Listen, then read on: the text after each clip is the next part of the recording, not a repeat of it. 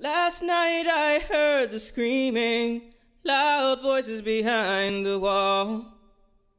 Another sleepless night for me, it won't do no good to call the police. Always come late if they come at all. What is intimate partner violence? According to the Center for Disease Control, the term for intimate partner violence describes physical, sexual, or psychological harm by a current or former partner or spouse. This type of violence can occur among heterosexual or same-sex couples and does not require sexual intimacy. Why discuss intimate partner violence?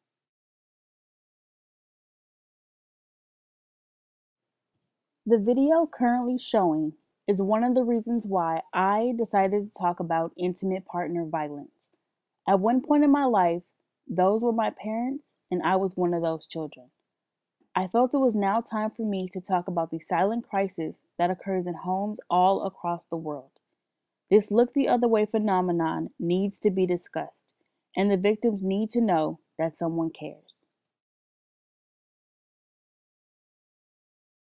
Who is affected by intimate partner violence?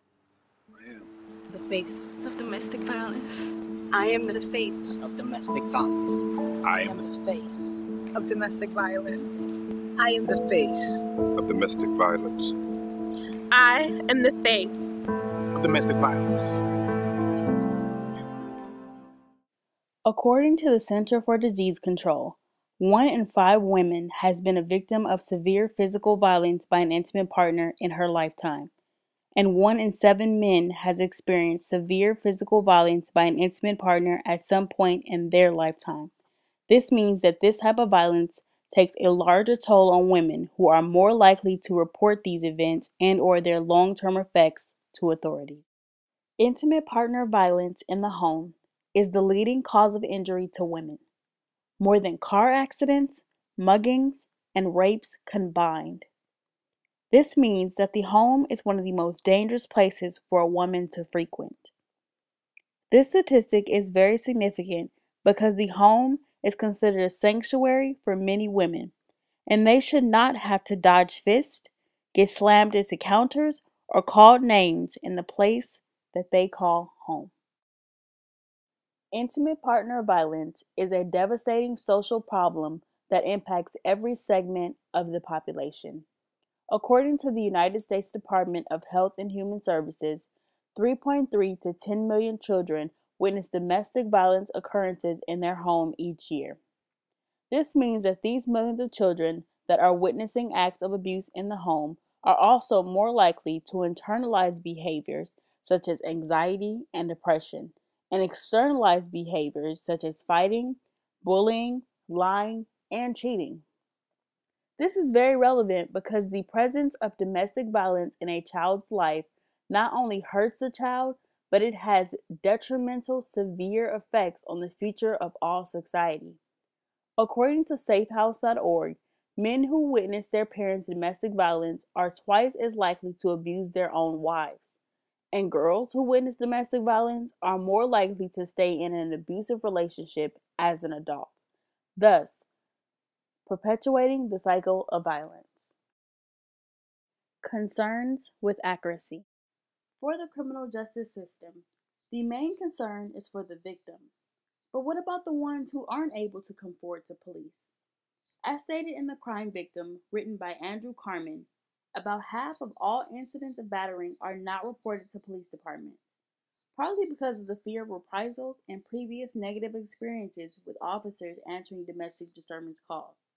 My concern for accuracy is that these statistics only include reported crimes and not the dark figure of crime that also occurs.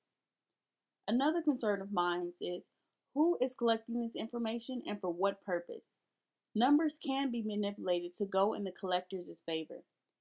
For a maximalist, these statistics can seem perfect, and for a minimalist, these numbers can be used to show the decline of domestic violence.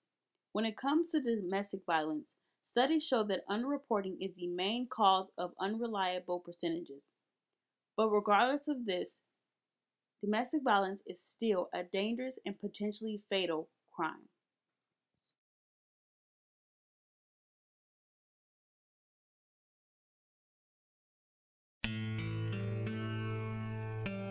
Every once in a while you have a black eye, or perhaps you're being held by the throat, being told that something you've done won't be tolerated again. Every time you come away from it saying, okay, maybe you provoked it, you talk yourself into accepting certain things that you shouldn't.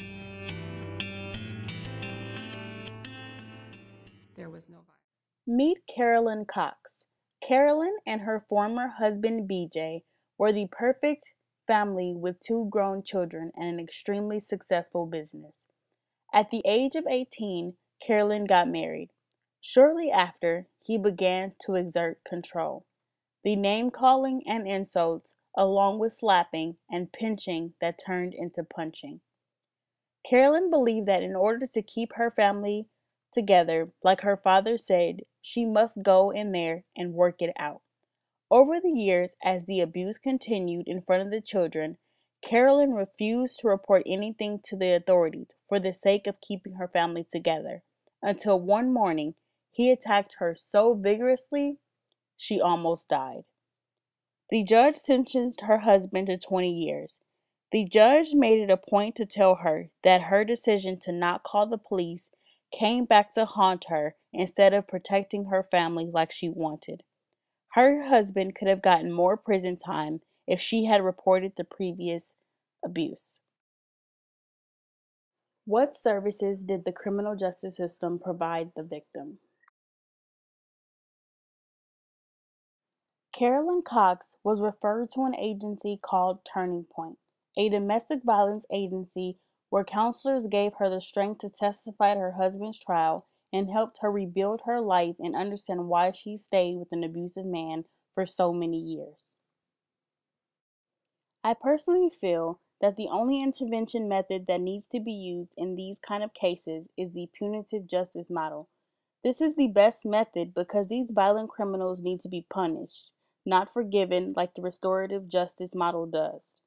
Intimate partner violence is often forgiven by the victim over and over, creating a cycle of violence until someone ends up dead.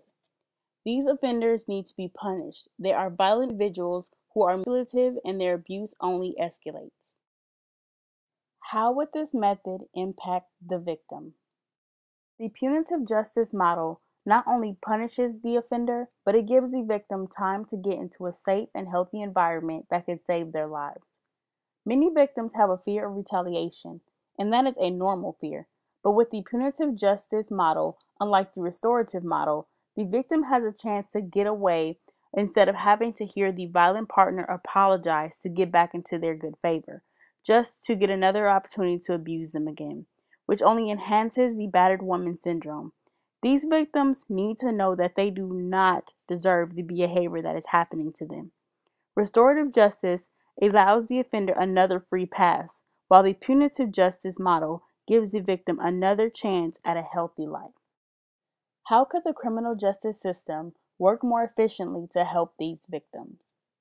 In my opinion, the way the criminal justice system could work more efficiently to help these victims is by training their officers who answer domestic disturbance calls to stop treating domestic violence as a domestic affair that should be only handled at home. Whether the offender is a woman or a man, a zero tolerance policy needs to be taken into account. Victims need to know and feel that the law is on their side, which could positively influence the reporting rate. What would you do as a criminal justice professional? As a criminal justice professional, the way that I could provide more effective assistance to the victims is to provide more than just couples counseling. I want to enforce the need for restraining orders, relocation, and punitive justice laws that keeps these assailants at bay. I want to create a program that helps to restore healthy attitudes to these victims. How to reduce victim blaming. What can be done to reduce victim blaming is by holding the abuser accountable. We have to enforce criminal laws in violation of protective orders more strictly. I also think that domestic and sexual violence programs should be provided at junior high schools and high schools that help students reduce their risk of getting abused. Because, as the CDC stated, almost 70% of all females and 50% of all males experience intimate partner violence before the age of 25. If we want to reduce victim blaming, we must condition the younger community of individuals to know that intimate partner violence is not a victim's fault. Are you a victim? How is your relationship? Does your partner verbally insult or demean or threaten you? Isolate you from friends, family, or other people? Do they become excessively jealous, possessive, and angry in an attempt to control you? Organize schedules to follow or harass you? Limit your mobility to access to money or other resources? Explode into a rage and abusive behaviors after using drugs or alcohol? Negate your words, abilities, ideas, and actions? Choke, punch, slap, kick, pull your hair, bite, throw things, abuse, or damage your personal belongings to force you to have sex with them? Or excuse each attack and promise to stop? If you've answered yes to any of these questions, you may be in an abusive relationship.